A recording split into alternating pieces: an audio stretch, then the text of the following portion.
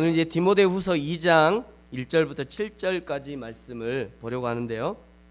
이 디모데후서는 사도 바울이 마지막 전도 여행 때, 마지막 종도 여행 때 로마로 압송이 되어 가지고 그 로마 옥중에서 쓴 편지입니다. 사도행전 21장에 보시면요, 당시에 유대교에 열심히 있었던 사람들이 사도 바울이라는 사람이 모세의 율법을 지키지 않아도 된다, 이렇게 막 다른 헛된 소문을 막 퍼뜨렸어요. 그러면서 사도 바울이 우리는 할례를 굉장히 중요시하는데 사도 바울이라는 사람이 할례를 안 받아도 된다고 막 이렇게 하더라. 그러면서 막 이방에 복음을 전도하고 다닌다, 이러면서 이게 헛된 소문을 퍼뜨렸습니다. 그 소문을 듣고는 유대인들이 이 바울을 잡아서 죽여야겠다라고 생각하는 거죠. 그때 마침 이제 잡아서 죽이려고 마침 이제 예루살렘에서 이게 만났어요. 사도 바울을 길에서 만나가지고 이 사람들이 잡습니다. 바울을 잡아서 죽이려고 하는 그 순간에 그 로마의 천부장을 만나요. 로마의 천부장이 그 광경을 보고 얼른 바울을 이렇게 구해냅니다. 구해내면서 이게 어떻게 된 거냐 이렇게 물어보기도 하면서 이렇게 사도 바울이 마땅히 죽을 죄가 없이 이 사람들이 지금 이렇게 죽이려 하는구나라고 알고는 이제 잡아가게 돼요. 보호 겸 잡아가는 거죠. 잡아가면서 이제 로마로 이제 처음에 이제 옥에 가둬놓는데 사도 바울이 야, 내가 그냥 옥에 있는 건 억울하다. 내가 무슨 죄를 지은 것도 아닌데 왜 나를 옥에 가둬두냐? 그러면서 나는 유대인이고 나는 로마 시민권자다. 그러니까 나를 재판할 거면 나를 황제 앞에다 데려다 놔라. 그러니까 로마 시민들은 황제에게 재판을 받을 권리가 있었습니다. 그러니까 상소를 하면 황제 앞에서 재판을 받을 수 있는 거야. 그 나머지 지방 사람들은 그냥 그 지방에서 알아서 처리하는데 로마의 시민권이 있는 사람은 황제 앞에 갈 수 있었어요. 그래서 이제 사도 바울이 그럼 나를 황제 앞으로 인도해 달라. 나를 황제 앞으로 인도해서 그 황제에게 재판을 받을 수 있도록 해달라. 그러면서 이렇게 얘기를 하게 됩니다. 로마의 황제 앞으로 나를 데려다 달라 해가지고 이제 황제에게로 가게 되는 거예요. 그때 마침 그것이 이제 사도 바울의 제 4차 전도 여행이고요. 이때 이 디모데후서를 쓰게 됩니다. 디모데후서는 이런 내용들이 있어요. 앞에 보시면요, 로마의 감옥에 2차로 투옥되면서 디모데후서를 쓰고 있고요. 또 투옥된 감옥은 가택연금이 아니라 감옥이었습니다. 그때까지만 해도 사도 바울은 그냥 더 이상 당신은 집에서 나오지 마시오. 당신이 집에서 나오면 문제를 많이 일으키니까 이제 집에서 나오지 마시오 하고 그냥 가택연금만 시켰어요. 그런데 두 번째 이번에 투옥된 감옥은 완전히 감옥이었어요. 왜 감옥이었냐면 그때 로마의 네로 황제가 치리하고 있었습니다. 네로 황제가. 그러니까 사도 바울이 와가지고 너 네로한테 이제 투서를 올리니까 야, 이 사람 어느 사람이야? 유대에서 왔는데요. 야, 나 유대에서 오는 사람하고 별로 상관없으니까 그냥 감옥에 가둬, 이렇게 된 거예요. 그래서 감옥에 이제 좀 이따 보겠습니다만 이 마메틴 감옥이라는 감옥에 갇히게 됩니다. 투옥되고 나니까 사도 바울이 알게 됐어요. 난 더 이상 이제 석방되기가 어렵겠구나라고 하는 걸 알게 돼요. 그리고 자신이 이제 순교자의 반열에 들어갈 것을 내다보고 있던 거죠. 그러면서 이제 가끔 꿈을 꾸면 꿈에서 하나님이 막 면류관을 보여주셨대요. 그래서 이제 이 감옥이 나의 마지막 감옥이구나 하고 어느 정도 알고 있었던 거죠. 그때 거기서 이 디모데에게 편지를 쓰게 됩니다. 그것이 오늘 본 이 디모데후서예요. 여기가 이제 로마의 마메틴 감옥이라는 감옥인데요. 여기가 이제 사도 바울이 갇혔던 감옥이라고 합니다. 여기 쬐끄만 이 유리창 있잖아요. 유리창. 이게 이제 사람 이제 머리도 안 들어가는, 여기에 이제 머리가 안 들어가는 그 정도 아주 작은 구멍인데 이 구멍을 통해서 오직 이 구멍을 통해서만 빛이 들어오고 밖을 내다볼 수 있었는데 여기가 이제 여기로 내다보면 어디가 보이냐면 사형장들이 사형장으로 끌려가는 모습이 보이는 거예요. 그러면서 이제 여기 감옥에 갇힌 이 죄수들이 야, 나도 저렇게 끌려가겠구나 하면서 그냥 공포심이 극대화되는 거죠. 그러면서 이제 오늘도 가는구나 나도 언젠가 저기를 가겠구나 하고서 이렇게 보는 구멍이 이 구멍에서 이렇게 봤다고 합니다. 이런 상황 가운데 디모데 에베소 교회를 담임하고 있는 이 디모데에게 편지를 써서 보내는 거예요. 그러니까 오늘까지 사도 바울이 내가 인생을 살아보면서 어떻게 보면 유언장 같은 그런 편지를 지금 보내고 있는 거예요. 사도 바울이 지난 나의 자신의 삶을 쭉 돌아보면서 이제 내가 이 편지가 마지막이 될지도 모르지만 너에게 이 편지를 쓰고 내가 죽을지, 이 편지가 너에게 도착하기 전에 내가 사형을 당할지, 네가 읽고 난 후에 사형을 당할지 모르겠지만 어떻게 보면 사도 바울의 마지막 유언장과 같은 편지가 이 디모데 후서입니다. 영적 아들이라고 하죠. 이 디모데에게 보내는 편지가 이 디모데 후서인 거예요. 근데 디모데 후서의 내용을 살펴보면요, 이런 내용들입니다. 1장 8절에 보면 이런 말씀이 있어요. 그러므로 너는 내가 우리 주를 증언함과 또는 주를 위하여 갇힌 자 된 나를 부끄러워하지 말고 오직 하나님의 능력을 따라 복음과 함께 고난을 받으라, 이렇게 얘기하고 있습니다. 여기 노란 글씨만 같이 한번 읽어볼까요? 시작. 복음과 함께 고난을 받으라. 복음과 함께 고난을 받으라. 2장 3절에도 이런 말씀이 있어요. 너는 그리스도 예수의 좋은 병사로, 노란 글씨 한번 읽어볼까요? 시작. 나와 함께 고난을 받으라. 또 3장에 가면 또 이런 말씀이 있습니다. 무릇 그리스도 예수 안에서 경건하게 살고자 하는, 같이 읽을까요? 시작. 박해를 받으리라. 4장에도 또 똑같은 말이 있어요. 그러므로 너는 모든 일에 신중하여 무엇을 받으라? 고난을 받으라. 결국 사도 바울이 이 디모데에게 얘기하고 싶은 거는요, 어떤 내용이냐면 고난을 받으라, 이 얘기를 하고 싶은 거예요. 사도 바울처럼 내가 고난을 받았으니까 너도 고난을 받으라, 지금 이 얘기를 하고 싶은 겁니다. 한국의 부모님, 우리나라의 대한민국의 부모님으로서는 도무지 용납할 수 없는 그런 얘기죠. 왜 그러냐면 우리나라 사람들은 야, 내가 부모가 고생했는데 너라도 고생하지 말아야지. 우리 때로 가난은 끊자.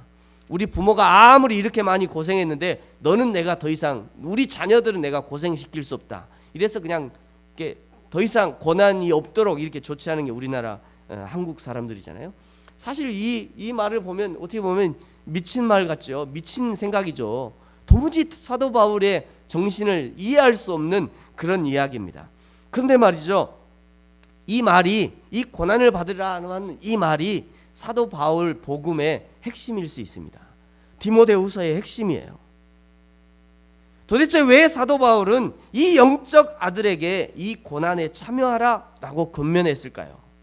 여러분 생각해 보십시오. 왜 사도 바울이 이 자기의 영적 아들 같은 이 디모데에게 네가 고난을 받으라 얘기했을까요? 여러분, 그것이 좋은 일이니까 받으라 했을까요? 나쁜 일이니까 받으라 했을까요? 여러분 생각해 보십시오. 제가 질문하는 겁니다. 사도 바울이 고난을 받으라 할 때 이것이 고난이 좋은 거니까 받으라 했을까요? 나쁜 거니까 받으라 했을까요? 자, 그럼 손들어 표현해 보세요. 이건 난 좋은 것 같다. 사도 바울이 얘기한 고난, 이거는 좋은 것 같다 라고 생각하시는 분, 송 목사님 한 분, 권사님 두 분, 또 장로님 세 분. 이거 나쁜 것 같다, 고난 받는 거 나쁜 것 같다, 손들어 보세요. 아무도 없군요. 손 안 들면 이게 좋은 쪽인 거죠? 네, 좋은 쪽으로 생각하겠습니다. 우리 모두 다 좋은 쪽으로 생각하시는 거죠? 사도 바울이 왜 이렇게 했냐면요, 겉으로 보기에는 고난을 당하는 것 같아요. 겉으로 보기엔 고난이에요. 십자가를 지는 것이고요, 못에 찔리는 것이고요, 가시미 알류관을 써야 되고요, 겉으로 보기에는 침뱉음을 당해야 되고 무시당해야 되고, 그런데 뒤집어 보면, 속을 뒤집어 보면 이것이 결국 하나님 앞에서 상급을 받는 일이다, 이걸 알고 있던 거예요. 사도 바울이 그것을 알았던 거예요. 내가 지금 고난을 받지만 뒤집어 보면 이것이 하나님 앞에서 얼마나 큰 상급인가, 그것을 알기 때문에 사도 바울이 자기 아들 같은 디모데에게 고난을 받으라 이렇게 얘기하는 것입니다. 여러분, 이 고난 받아야 됩니까? 말아야 됩니까? 받아야 돼요? 말아야 돼요? 받아야 돼요. 고난 받아야죠. 왜요? 뒤집으면 그거 하나님 나라의 상급인걸. 지금 눈으로 보면 십자가고, 눈으로 보면 피 흘리는 것이고, 눈으로 보면 지금 나의 당장 눈앞에 보이는 것은 괴롭게 하고 괴로운 건데, 그런데 뒤집어 보면 그것이 곧 천국 상급과 연결되는 건데 당연히 받아야죠. 그래서 사도 바울이 그 아들 같은 디모데에게 네가 고난을 받으라 얘기하고 있는 것입니다. 그러면 어떻게 하면 사도 바울이 말하는 이 영광스러운 고난에 참여할 수 있는가? 오늘 2절이 말씀하는데요, 우리 2절 말씀 같이 한번 읽겠습니다. 시작. 또 내가 많은 증인 앞에서 내게 들은 바를 충성된 사람들에게 부탁하라. 그들이 또 다른 사람들을 가르칠 수 있으리라. 아멘.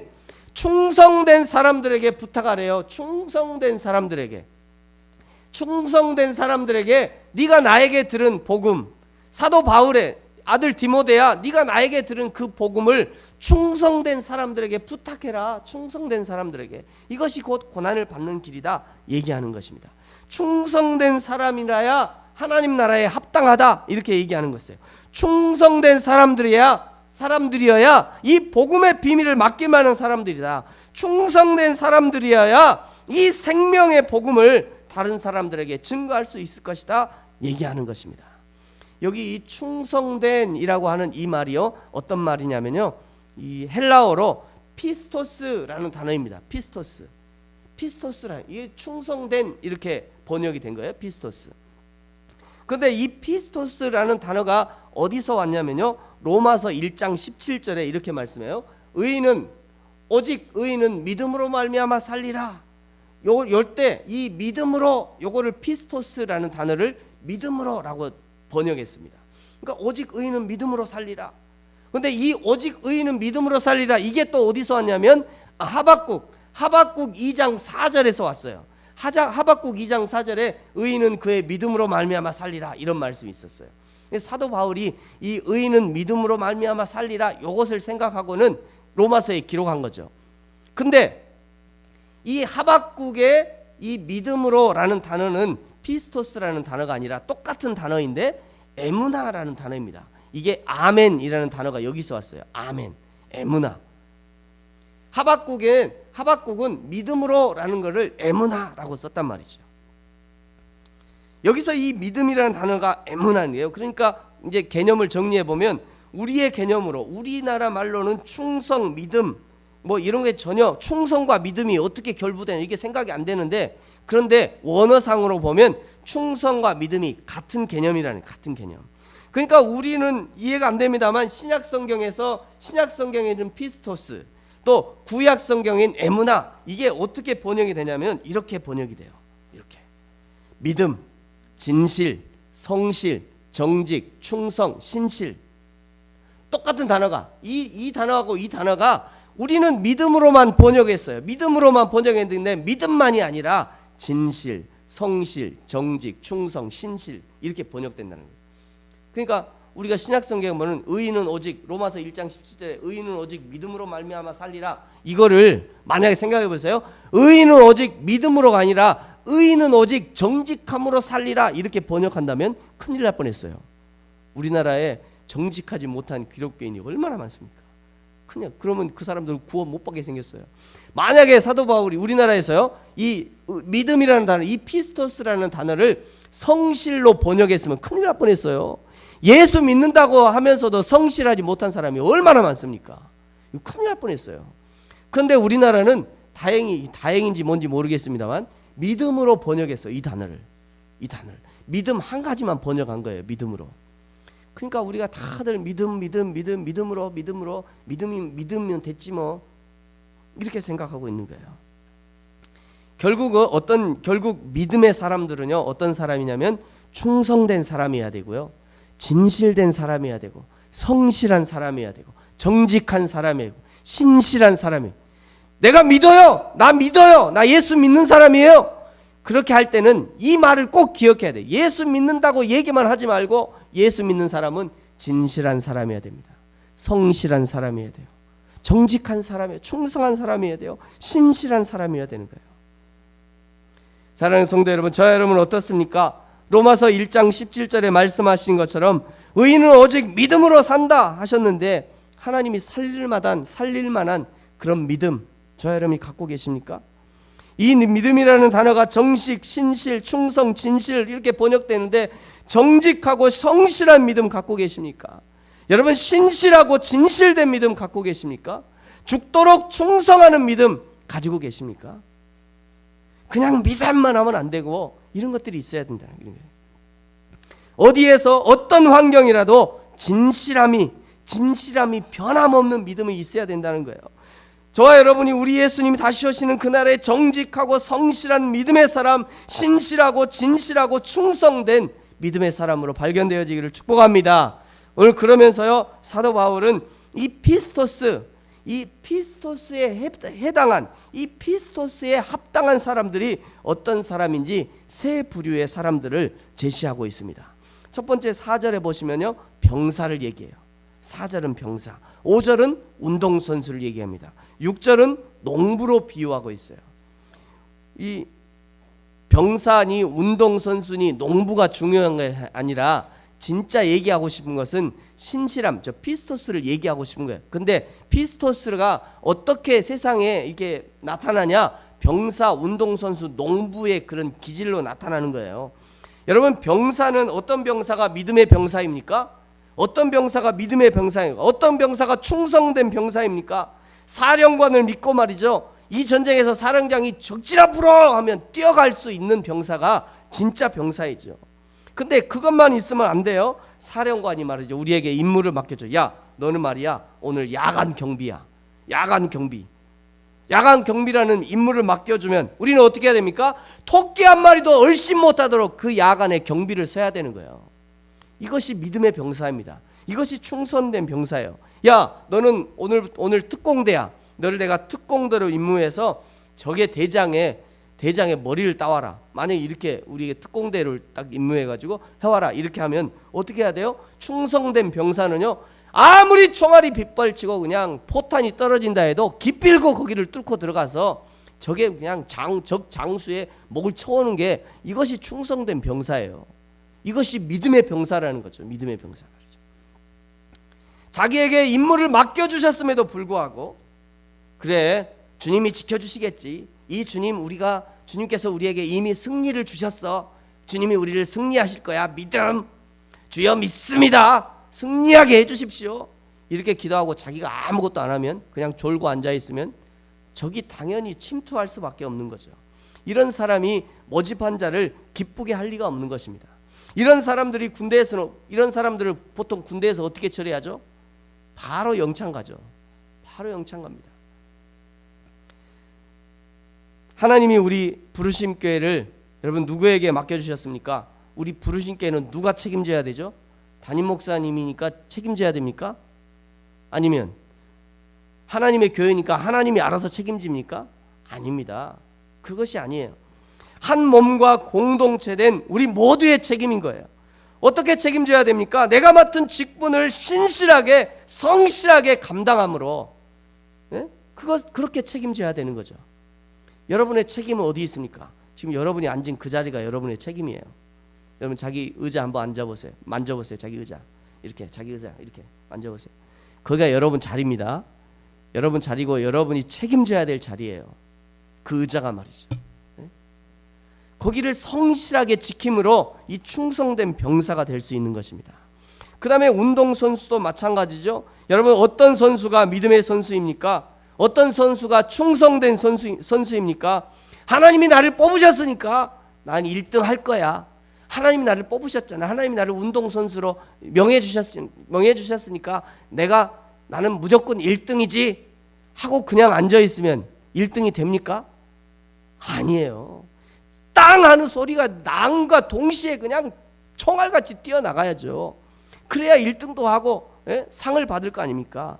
그냥 하나님이 나를 운동선수로 해주셨으니까 나 오늘 1등 한다고 했어. 그러고 그냥 앉아있으면 상은커녕요, 나중에 욕이나 안 먹으면 다행이에요. 여러분, 그 다음에 세 번째는 누구를 얘기합니까? 세 번째는요, 농부를 비유합니다. 농부. 여러분, 농부는 어떤 농부가 믿음의 농부인가요? 어떤 농부가 충성된 농부입니까? 어떤 농부가 좋은 농부인가요? 시기와 날짜와 시기를 잘 계산해서 말이죠, 씨 뿌릴 때 정확히 씨를 뿌리는 농부, 그 농부가 좋은 농부예요. 그 농부가 신실한 농부란 말이에요. 그 농부가 진짜 농부예요. 예? 나는 하나님을 믿으니까, 농부가 말이죠, 나는 하나님이 믿으니까 나는 그냥 씨를 쬐끔만 뿌려도 우리 하나님이 30배, 60배, 100배 결실하실 거야. 이러고 있으면 안 돼요. 그런 사람은 풍성한 열매를 맺을 수가 없는 것입니다. 그래서는 결코 수확을 할 수 없는 거예요. 좋은 농부는요, 씨를 뿌려야 할 그 타이밍에 정확히 씨를 뿌려야 좋은 농부입니다. 좋은 농부는 비록 햇빛이 쨍쨍 내리쬐고 장마에 몸이 홀딱 젖어도 일해야 될 때 가서 일하고 가시치기 하고, 뿌려주고 벼 뿌리고 말이죠, 그 비료 뿌려주고, 이런 농부가 좋은 농부예요. 가지치기 할 때 정확히 가지를 쳐주고 비료 줘야 할 때 정확히 비료를 주는 농부, 그 농부가 신실한 농부고 믿음의 농부인 거예요. 여러분, 성경은요, 뿌린 만큼 거두게 하시는 것이 성경의 방법입니다. 30배, 60배, 100배, 그건 하나님이 하실 일이에요. 그건 우리가 할 일이 아니라 그건 하나님이 하실 일이에요. 우리가 할 일은요, 부지런히 씨를 뿌려요. 뿌린 만큼 거두는 것, 그것만 해도 하나님의 은혜인데, 하나님이 30배, 60배, 100배를 거두게 하신, 얼마나 큰 하나님의 은혜입니까? 이렇게 군사처럼 또 운동선수처럼 그리고 농부처럼 충성되고 신실하며 믿음의 사람들에게 그 복음을 부탁해야 하는 이유가 무엇이냐면요, 그 이유를 오늘 8절부터 이제 13절까지 쭉 나열하고 있는데, 한마디로 정리하면 이런 겁니다. 주 예수 그리스도를 기억하게 하는 거예요. 증인이 되게 하는 거예요. 예수를 기억하고 증인이 되게 하는 것, 그것을 위해서 군사처럼 충성하고 운동선수처럼 신실하고 농부처럼 충성되이 그 사명을 감당하는 것입니다. 그것이 바로 충성된 사람들인 것이죠. 말씀을 마치겠습니다. 사랑하는 성도 여러분, 오늘 하나님이 찾으시는 충성된 성도, 신실한 성도, 진실한 성도, 그리고 믿음의 성도가 되어지기를 예수님의 이름으로 축복합니다. 여러분, 군사처럼 충성하십시오. 운동선수처럼 신실하게 충성해야 합니다. 농부처럼 성실함으로 맡겨주신 직분을 잘 감당하는 저와 여러분이 되어지기를 예수님의 이름으로 축복합니다. 같이 한번 기도하겠습니다.